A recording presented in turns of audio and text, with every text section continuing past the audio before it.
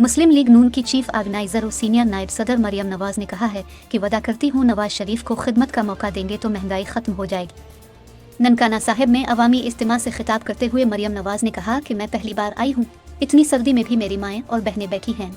ननकाना साहिब के लोग मुश्किल वक्त से नहीं डरे। मरियम नवाज ने कहा कि नवाज शरीफ जब वादा कर रहे थे मैं खुश हो रही थी। नवाज शरीफ इस ननकाना साहिब को सजाएगा। ननकाना ने फैसला सुना दिया, शेर को ननकाना में फतह होगी। सीनियर नायब सदर मुस्लिम लीग नून ने कहा कि नून लीग का मुकाबला किसी जमात फर्द से नहीं, 120 रुपए किलो चीनी से है। हमारा मुकाबला बिजली के बड़े बिलों से है। कहा जाता है नवाज शरीफ लाडला है, हाँ है, लेकिन अवाम का लाडला है। मरियम नवाज ने कहा कि बार बार नवाज शरीफ को निकाल देते हैं।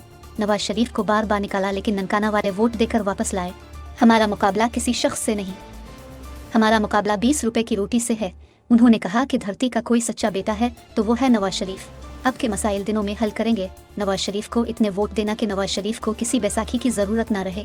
मुकाबले में कोई नजर आए ना आए, शेर पर ठप्पा लगाना है।